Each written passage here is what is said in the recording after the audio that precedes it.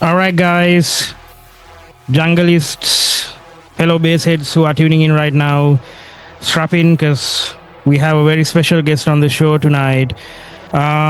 She's not a DJ for that matter, if anybody's wondering, but trust me, she's one of the people who are responsible for the music industry to progress in terms of the right directions, and she moves the industry in ways that you know in ways that drop heavier than a foghorn in a tunnel. She's former CEO of Association of Independent Music, and she's been the power behind making the scene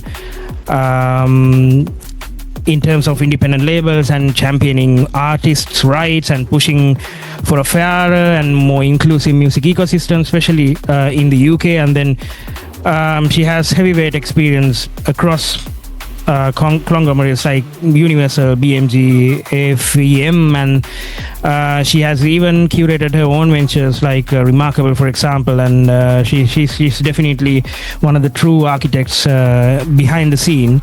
And not to mention, she's a neurodiversity advocate as well. And she just posted a very intriguing video on her socials as well. And I was actually watching it before we started recording. So, yeah, without further ado, please help me welcome to the show a voice for the indies, a leader for the future, and one of the serious forces in the UK music scene, behind the scenes, of course, Silvia Montello. How are you, Silvia? Thank you for such a wonderful introduction. I'm doing well, thank you very much. Yeah, today is a good day, feeling the sunshine and feeling the music. So yeah, in a happy place. I take a bit of pride with these introductions. I do my homework for sure, and I take a bit of time to do my research and give you guys a proper welcome because you all deserve it. And it's a pleasure to have you on the show finally, and we've been talking about it for so long. And let's just dive in right into the questions. Let's talk about your humble beginnings, because it's not quite common to see women in places where there's ability to make decisions which has repercussions which are rippling throughout an entire industry. It's very rare. With my interactions in the UK music scene for so long, I only have a handful of friends that I can point out. So how did it start? How did you get into the music industry, and especially towards the back end of the music industry? So when I was growing up, I found music through being able to play instruments, and yes. My dad was a big music fan, and he really encouraged me to tinker around on the piano and figure out tunes and things like that. And it all kind of started there, my passion for making music, learning music, different instruments and singing. And by the time I was about 12, I knew that I wanted to work in music, but I didn't really know what that looked like. So I just studied it, went to university, and then when I came out of university and I needed a job, I took my CV round to lots of record shops to see if I could get a job working in a record shop, which I did. So yeah, that was kind of the start of it. I worked in a store in Covent Garden that had a big classical music department because I was classically trained. Nice. So they wanted somebody that knew their Beethoven from their Bach to their Bruckner to be able to just help people buy the right classical music. And yeah, it all kind of stemmed from there, really, just working in a shop. And how did you get into the back end, specifically towards the music business side of things? Because you've been around with so many big players in the market as well. So how did that interaction came on about? So for working in the shop, there was actually a role that that came up at the head office of the retailer. So it was a big retail chain. They had about 300 shops, and they needed somebody to work with classical music and jazz and catalogue music. So I got that job, and that started teaching me a little bit more about the commercial side of the music industry behind the scenes. And then I got made redundant from that job 2 years in because I had a big reshuffle, and I went to work for a music publishing company that as in magazine and book publishers, still in classical music at this point. And I had to go all around the country, visiting lots of different shops and basically doing retail and marketing with them. And then after that job, I actually got introduced to this role at what became Universal Music. It was called Polygram then. They were looking for a product manager, somebody to come in and run one of the little labels that they had within the department. So I applied, I got that job, and then I just learned from all of the people around me what it is that I was supposed to be doing, how to actually pull together ideas for releases and compilations and catalogue, and then how to do the marketing, the publicity, and all of the kind of, you know, all the metadata and the nuts and bolts of it as well. So I really kind of got into the industry that way through a couple of roles that I'd done, and then I learned a lot just by listening to the other people around me, picking things up and then taking it on board and carrying on myself. That's really intriguing. And CEO of AIM, I know the title carries a lot of weight, especially in the UK industry. How was your experience being one of the people responsible for more than 1,000 independent businesses when it comes to music in the UK? Because it sounds so big, but when it comes to the execution side of things, what was your experiences? How was it like? Well, it was the second CEO role that I'd had, because just before that I'd been the CEO of Association for Electronic Music. Yes. So that was my first introduction to kind of running an organisation. Moving to AIM, you know, it was a tremendously big, full-on kind of role. It's a combination of advocating and lobbying to government so that the independent sector in the UK was supported and protected, so that it had as much investment as we could get out of government. And it was a very challenging role because it was one of those jobs that's always on, so never-ending amounts of emails, lots of people wanting to meet and discuss things, lots of activities that we were putting on, a team of people to try and help to kind of lead and support them in the roles that they were fulfilling for the organisation, and very much being in the spotlight within the industry as well. So it was a big role, and it was tough actually, and in the end it wasn't the right thing for me. I'm a workaholic. You mentioned in your introduction I'm neurodivergent, so I've got ADHD, which means that I will work and work and work and work and forget to eat and forget to sleep and forget everything else except work, and then after a while that really starts to kind of impact my health. So that was what was starting to happen. I was doing really, really long hours every day, working weekends, and there was just a never-ending amount of stuff to do. And hopefully I made some positive difference while I was there, but ultimately it's a very tough thing to take on, and it's especially tough as a woman to hold those kinds of positions within the music industry, because even when you've got a lot of experience and a lot of knowledge, because people tend to think of leaders as being men, there's always an element of them wondering whether you actually really do know what you're talking about. Yeah. So you get questioned a lot, you get challenged a lot, you get treated differently from the way that men get treated in a similar position. And you've got to build a very kind of tough, thick skin, and be able to deal with a lot of unpleasantness that you kind of hoped you wouldn't still have to deal with after a life in the music industry. So it's a tough gig, and it is hard for women, and I do try and help women realize that it's not them, it's kind of the system. It's a system. It's a system. And there are great female CEOs out there, like amazing leaders, amazing human beings. But it is just that bit more challenging. So I hope that people rally round and really support the women that are in those positions, trying to make a difference and trying to make the place, a better industry for people to work in.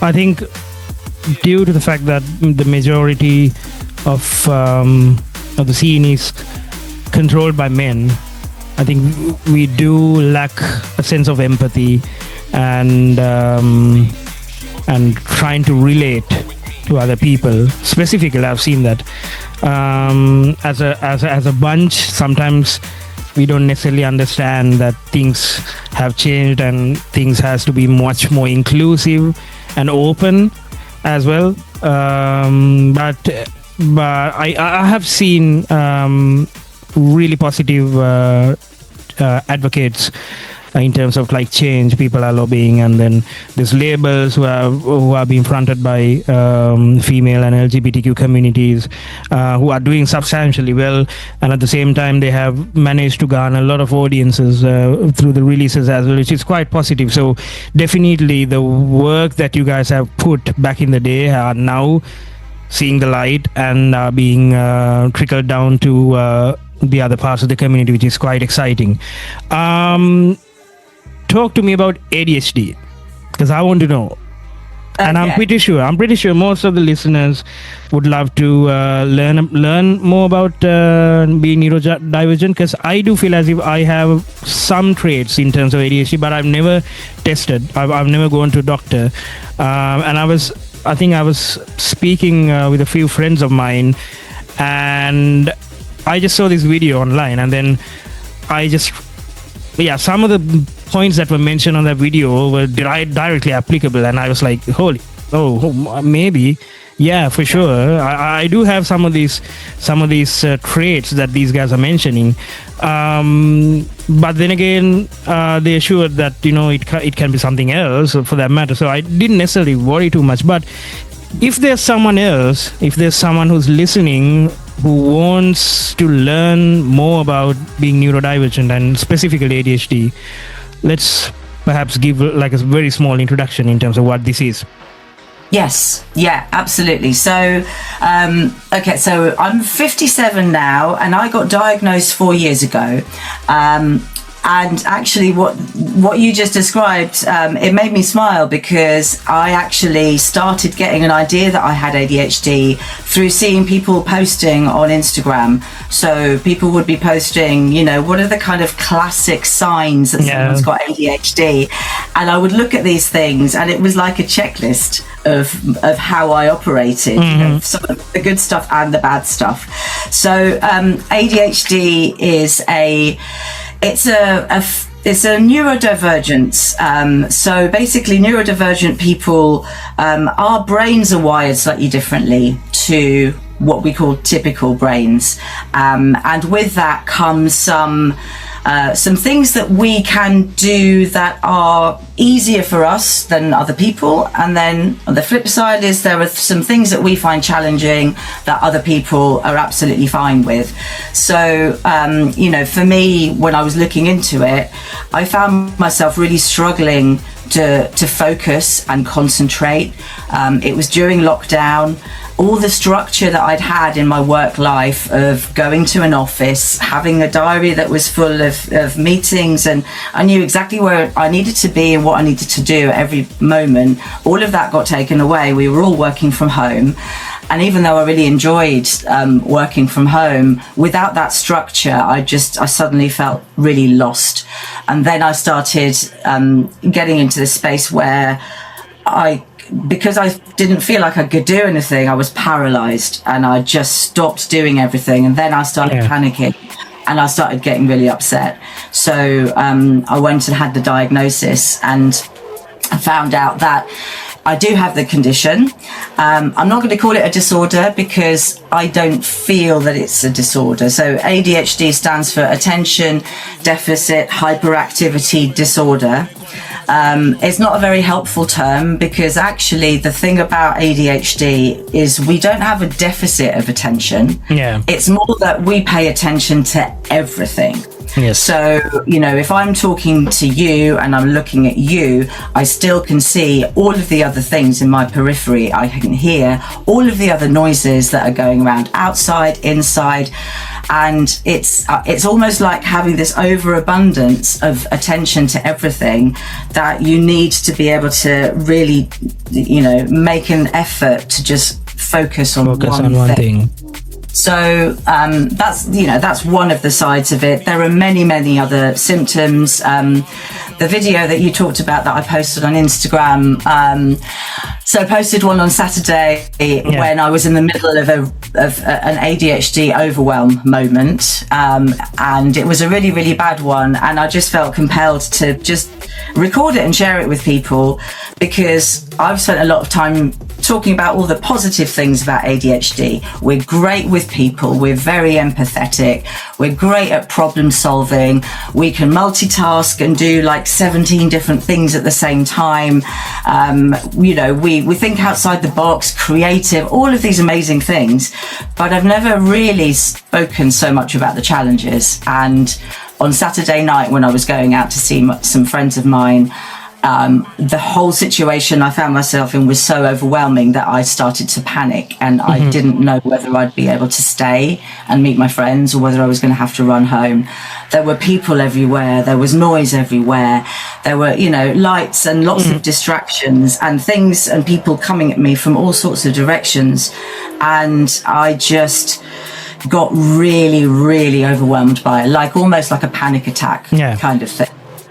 So I did a video and posted about it because I just wanted people to understand the reality of the challenges that we talk about. A lot of people, we think, within the creative sector and the dance music sector in particular are neurodivergent because there's something about the music industry, the lifestyle, the people, the music, the energy that really attracts neurodivergent people. But when I hear people in general society say things like, oh, well, we've all got a bit of ADHD, haven't we?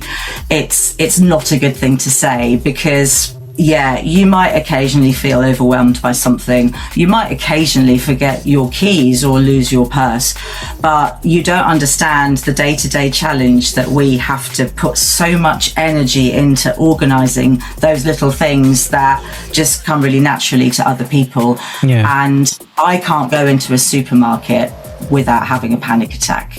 It's an environment that I just find so hellish. And normal people can go into supermarkets, that's what they do. To me, that's absolutely not a place that I can go into. It's all the sorts of wrong overstimulation. And you can imagine that is a barrier for ordinary life. So it's not just like having a little bit of symptoms here and there. It's, are those symptoms causing enough issues and struggles and challenges for you in life that actually you need some support? And that's where, if people are thinking about whether to get diagnosed or not, one of the interesting things that we say now is, well, do you think it's causing you issues? Do you think that if you have ADHD, it's actually holding you back or preventing you from doing the things that you want to do in life? If the answer is yes, then it's worth looking at the diagnosis. If you think you've got ADHD, but actually you're perfectly comfortable as you are, then absolutely fine. You don't need to take it any further. It's a completely personal decision. For me, it was the best decision that I made. I'm happier now than I think I've ever been in my life. I understand how my head works. I understand why the challenging things happen and what to do about them. I also understand and appreciate the positive things about it. And I'm just much more comfortable in my own skin and understanding how the inside of my head works. So yeah, for me, it's been brilliant. And I know for other people, it's been brilliant just getting that diagnosis. But not everybody has to if they feel like they're going through life perfectly fine as they are. Fine, yeah. And that's it. So there we go, guys. Whoever's listening in, if you do feel that you have a requirement for a medical diagnosis, then yes, of course. But if you do feel as if it's quite normal, and if you feel as if it's a part of your daily lifestyle, then you wouldn't necessarily have to worry too much.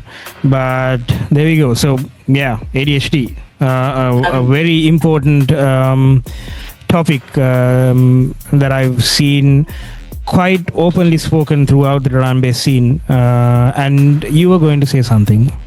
I was just going to say as well, since I got diagnosed, I've read a lot about it. I've collected interesting, helpful links and articles and information. And anyone that, would like me to share that with them, just follow me on Instagram. Yeah. And yeah, I'm happy to share anything that might be helpful or, give people a few sort of pointers. I've done that for other people that have kind of contacted me going, oh yeah, that really resonates. I'm struggling with this and can you help? I'm more than happy to just try and help support other people. Yes. There we go, guys. Just reach out to Silvia on Instagram, and she'll be more than happy to help you guys in terms of dealing and coping up with ADHD. So drum and bass, how were you introduced to the genre? Of course, we're on KOOL FM right now, so we need to speak about drum and bass. So how were you introduced to drum and bass? And let's speak about this whole spectacle of what we are witnessing right now in terms of, the genre going global. And of course, a reason why we met in 2023. Yes, yeah, absolutely. Well, I mean, I can talk about drum and bass and jungle for the rest of my life non-stop. So yeah, absolutely. So yeah, I mentioned before, so I learned classical music and stuff when I was growing up, but I always loved like pop music and all sorts of music. Yes.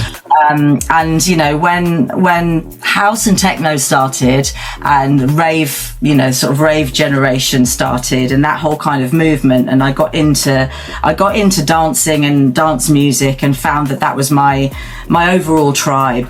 But then when I discovered drum and bass, it was like, it was like finding the thing that sounded like the inside of my head in a good way, and it really, really connected with me. And from that point on, I describe myself as a junglist because it's been that important to me for the last just over 30 years now.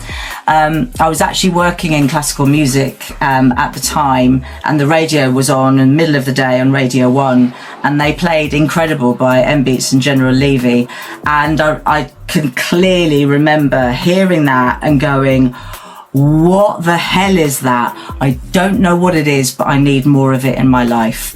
And that was the start of me kind of finding out more about it, and then starting to go to club nights that had jungle and drum and bass rooms, and figuring out how to dance to it as well, because I'd been all kind of, it was house and techno before, so it was all kind of 4/4 and very kind of obvious, and all of a sudden it's like, okay, we need to move in a very different way.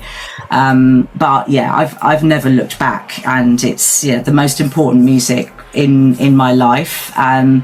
And what I love about where we are now with it is having seen it go through so many kind of peaks and troughs of popularity, and the mainstream get into it, and then it kind of goes back underground again, but it never goes away. And if anything, in the last few years, it just kind of feels like there's been this bigger and bigger growth and adoption of drum and bass in different territories around the world, that it now, for me anyway, it feels like it doesn't matter about the peaks and troughs of the mainstream and popularity and whatever. It actually feels like it has just grown to a level where it is now a really dominant force a dominant genre within electronic music globally, and there are still places where scenes are emerging now that I never would have thought, 5-10 years ago. And for me, it's incredibly exciting, because I used to joke about wanting to see world domination for jungle and drum and bass, and now it kind of feels like we're sort it's of happening. way there. And happening. I'm more excited about that.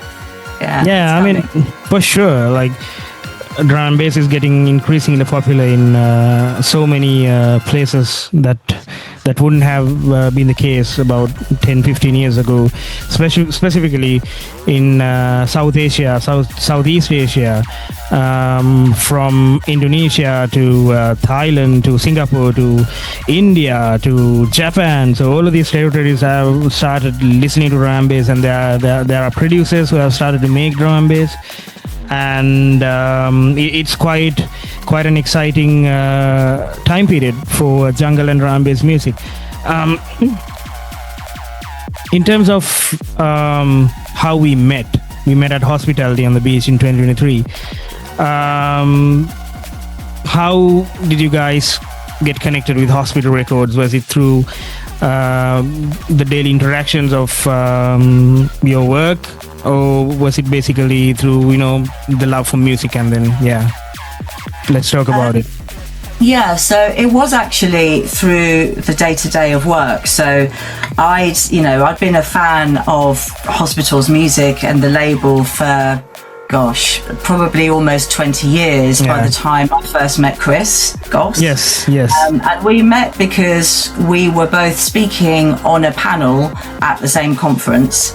Never met Chris before, and then, saw who else was on the panel. I'm like, oh, amazing, drum and bass, brilliant, that's good. So, sort of got chatting and let Chris know that obviously I was really into the label. I'd been to loads of the club nights and stuff. It was really my sort of scene. And then we just kind of were similar sort of people, so we got on really well. And then through that, Chris introduced me to other people that worked in the label, and then been lucky enough to be introduced to a lot of the artists and producers and DJs, and just get to know the people that are making the music and playing the music that I love. And the gorgeous thing about that is that this community is hands down the nicest, best community, the most sort of together community and accepting community out of any of the ones that I've experienced in music at all. And it feels like a big extended family. So whenever Most I go definitely. on the beach, it's like going on a summer holiday with friends, because there are just so many people there that I know and love. It's a fantastic scene and a great sort of global community. So really, really happy to be part of it. Yeah, more for sure. I mean, I'm super grateful for this genre, which has paved so many opportunities for me as well, coming from like a very small island nation, and really grateful for where the genre is right now, specifically in terms of the global limelight that it's enjoying right now. Let's talk about the UK nightlife industry, because I do feel as if it's a very important topic right now, especially with what we are seeing right now in the market. Most of the grassroots venues are being shut down or are being forced to shut down due to various reasons. What's the trajectory like for the next few years? Because I'm pretty sure I'm talking to the right person in terms of asking this question.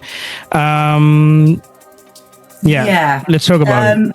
Let's talk about it. I mean, we do have to talk about it because the UK has such a great legacy and a great history for not just dance music and nightlife and clubs, but music in general and live music and gigs. And, we are also, you know, we are a tiny island that has always punched above its weight when it comes to the brilliant music that's come out of this island. Most definitely. In recent years, we have seen the lack of investment and the lack of support for venues and for nightlife and for that whole sector. And we need to be fighting for it because, you know, for me, because the UK has always been so strong in music, it's almost as if everyone just kind of let the music scene and the music industry get on with it and support itself and think that it's going to continue to be like that forever.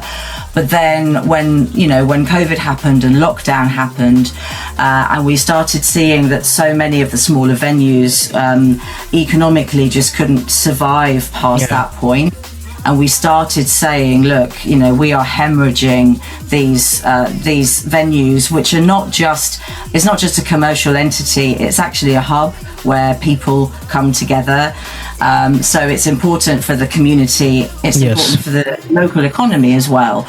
There was some statistic that said, you know, for every pound that is spent on a ticket to go and see a show, there's an extra £7 that gets spent in the community around. So whether it's, you know, buying drinks beforehand or eating or travel or whatever else. So the music venues and clubs have brought a lot of economic benefit, but we have just seen this horrible deterioration of venues not being protected. They work on really tiny margins, and too many of them have been closing down because they just cannot make it work economically anymore. You know, we've been talking recently about the history just of nightlife and clubbing in London. I started going out clubbing, 35 years ago? And when I looked back on it, the majority of the places that we used to go, just the ones I can think of in London, I could list you 25 clubs and venues where we used to go, whether it was for techno or drum and bass, that closed down. And they closed largely because they were bought out by developers and turned into flats or turned into shops, or somebody moved into the area and complained about the noise, and then the venue that was there before the people moving in were there gets shut down because of noise. And it was just a cultural institution not being protected. So there are some horror stories now about how many venues we've lost. I think it's about 1 in 5 venues have shut since before lockdown, and that's continuing to go. So we need to get creative and figure out ways to make sure that we are still bringing the younger generations into clubbing and into nightlife as part of what they do and their leisure activity. We need to help venues figure out how to stay relevant and how to make sure that they're putting on events and nights that are going to attract people to go raving. They need to be inclusive, they need to be safe, there needs to be enough non-alcoholic drinks. It's not like my generation where people would just go out and drink themselves under the table and take loads of drugs and whatever. It's a very, very different generation now, in a good way, and people want to rave differently, and what they want from nights out is different from what we wanted. So we need to help some of those venues adapt to what the audiences want now, but we need to make sure that they can stay alive, because if we end up continuing to lose venues, then there's nowhere for the up and coming talent to play. There's, you know, musicians, artists, producers, and there's nowhere for kids to be able to go out and dance together where they can actually afford to do that. And that would be the biggest disgrace and biggest shame if we let that happen in this country. Yeah, I mean, I've been reading a lot in terms of the trajectory of the nightlife industry, specifically in the UK, and I've also noticed that certain mannerisms or consumer behavior of Gen Z specifically, which have affected the dance industry as a whole. So definitely agreeing in terms of getting these venues to adapt and throw events which translates the value values of the younger generation. And I'm actually writing my thesis on that topic as well, which is why I wanted to ask that question specifically from you who have been in the industry and you have seen so much change over the past few years. I think there's one important thing that I would like to shout out on this, because I hear a lot of people of my generation complaining about Gen Z and basically saying it's Gen Z's fault that nightlife is going down the toilet because they're not coming out, they don't drink enough so that the bars can't make enough margin, you know, they're not out enjoying themselves and blah blah blah. And it makes me really sad, and I also don't agree that that's the case. You're not going to change the behaviours of people that want something different. And quite frankly, if I could turn the clock back to when I was 25, I would have liked to have gone to nightlife where there wasn't the pressure to get drunk, where the security staff and the bar staff actually treated me like a human being, and I didn't feel like I was a criminal just turning up trying to get into a venue, having searches and having people treat me like I've done something wrong just because I want to go and dance. I would have preferred to have gone to places where women would have been looked after better on the dance floor if people were coming up and giving them aggravation. I would definitely have preferred spaces where my black friends or my LGBTQ friends felt comfortable from the outset and they didn't feel like they maybe wouldn't belong in that space or they wouldn't be treated right. I would also have liked it if I wasn't having to figure out how to get home at 5 o'clock in the morning, where there was no public transport and I couldn't afford taxis and I was a woman on my own. All of these things that I put up with when I was in Gen Z's age group, I don't want that for them now. I actually want there to be the kind of nightlife that they want, the kind of clubbing and venues that they want, that is going to make them feel happy and comfortable and actually want to go out to clubs every week or 2 weeks like we did. Because if you build it, they will come. But if what's still there is a relic of an era and a generation that is older now and things have moved on, then of course that's not going to attract people that have different values and want different things. So that was a very long way of me saying, people in their 50s, can you stop hating on Gen Z? Because that's not the solution. Listen to them, rave with them like I do. They're some of my favourite people to go out raving with. Absolutely love my Gen Z mates, and I'm just sick of people hitting on them like they're the problem, because they're not the problem. People are finding excuses for where the real problems are. There we go. A strong ending for the conversation that we had. It's not the fault of Gen Z's people. It's just that the times have changed and we have to adapt, and it will continue to adapt into the next I don't know how many years, because change is inevitable and change is courage as well. Great. It's not always easy, but change is necessary, and you know, it's the way that things can evolve and things can get better. You can't just stick in a time capsule and think it's going to be like that forever. It doesn't work that way. There we go, guys. Silvia, thank you so much for coming on my show, and it's always a pleasure to chat with you as well. And there we go, guys. A quite comprehensive conversation that I had with Silvia. And moving on, we're going to listen to a few tunes as well. A guest mix courtesy of my very good friend all the way from India, Sagar Deshmukh, Fragment, his DJ alias, of course. So, yeah, stay tuned. Thanks so much. Lovely to speak to you. Let's go.